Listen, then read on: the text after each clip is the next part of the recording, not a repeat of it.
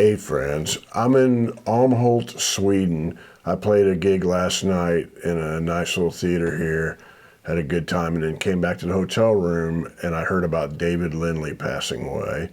And I figured I should probably say a few words about him. Now, just like most people, I'm really into the stuff he did with Jackson Browne.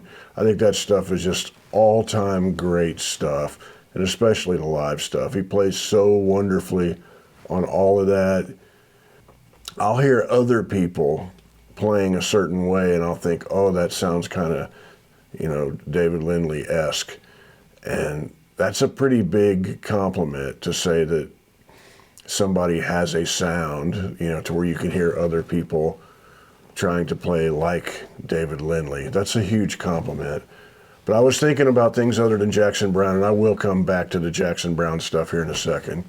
But when I think about his, just him as the performer himself, I really dig his voice.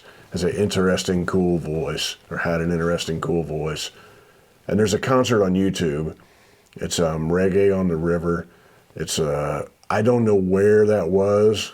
I'm not really sure, but the whole concert's on there. But there's a clip of just Quarter of a Man, him playing that.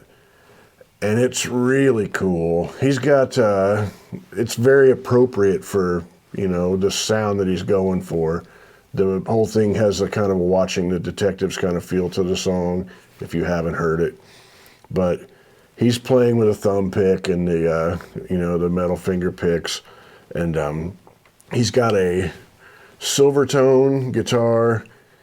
Is it a 1442? I'm not sure which one it was, but it's the one that would come with there's an amplifier built into the case, the guitar case. And I like those. I had a neighbor that had one, and I really liked that guitar a lot. But he's playing that. It seems like it's probably tuned down, maybe a whole step. And he's playing these lines on it that are just so cool. Really cool.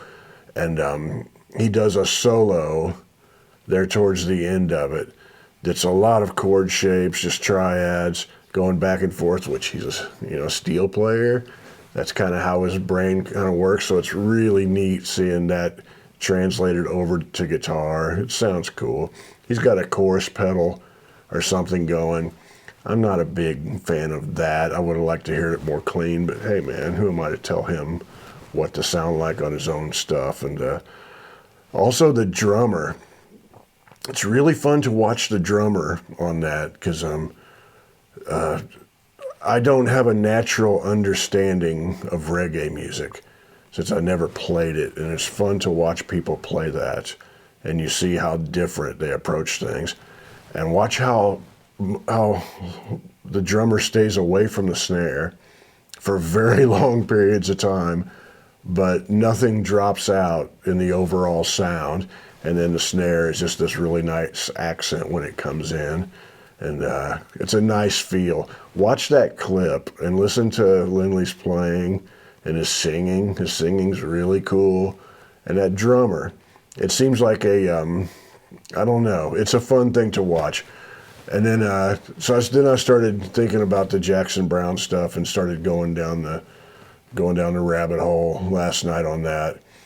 And there's a clip of 1978, Doctor My Eyes. It's a live clip. It's professionally shot, and they must have been filming a lot of Jackson Browne concerts back then.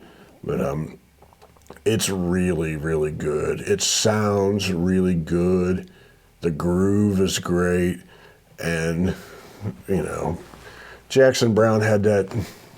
He wrote with such wisdom for such a young person.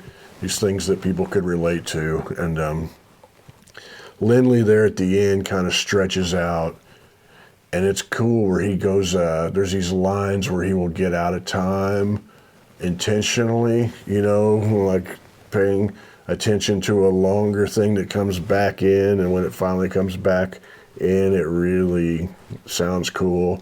It brings it all together, and there's such power and energy in his playing, and a lot of beauty. And then when the song finally breaks down at the end, it comes down to Like they're built up and they're really going when he's soloing at the end of the song. And it just kind of comes down to halftime and he starts, doing that thing where he's getting just loose with the phrasing. And then it finally collapses and ends. And it's just beautiful. It's beautiful how the whole thing comes up. And I know Lindley had to have a big part of that. And conceptually, it seems to fit the theme of the song, when you think of the lyrics, and then at the end it just kind of falls apart a little bit. It's beautiful. I really dig that. And then I saw a 1979 live clip of Running on Empty.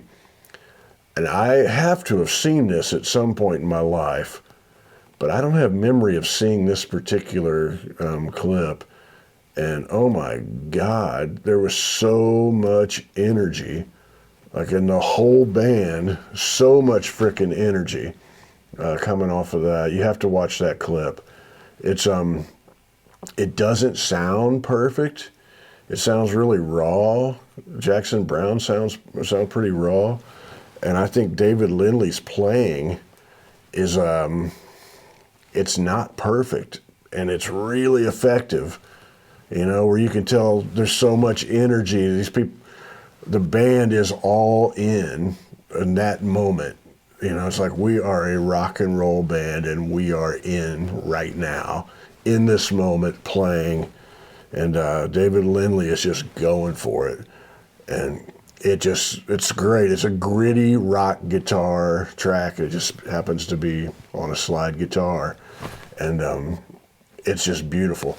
If you, I've never seen that clip, and I had to watch it about 3 times because I could not believe the energy and all that, and the wisdom, of this song, and you can see the whole band feeling this whole thing.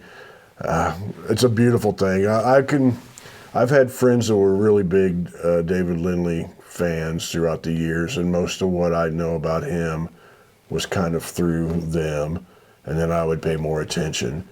And but when I think of, I hate to be the person that's like harping on the Jackson Browne stuff so much, but that's just such beautiful stuff.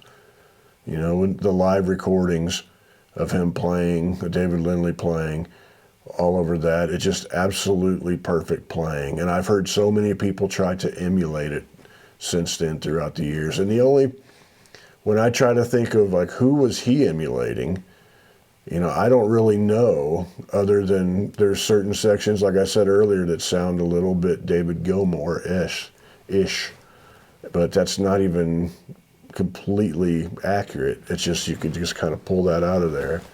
But he definitely had his own voice as an instrumentalist and a very distinctive voice as a singer and an artist. And I'd like for you to tell me down below, what do I need to know about David Lindley that I probably don't know, or that maybe most of us, the people watching this, don't know, and we can pay our respects that way and learn a little bit more. And like I said, I'm in Älmhult, Sweden. This tour is, I got about a week left, and then I head back home. This is the birthplace of IKEA. I've never been to IKEA in my life, but across the street is the original factory. That's a museum. I might go over there. I might not, never been. But I think I might stay here in the hotel room and watch David Lindley clips instead. Anyway, take care of each other, and I'll see you down the road. Much love to you.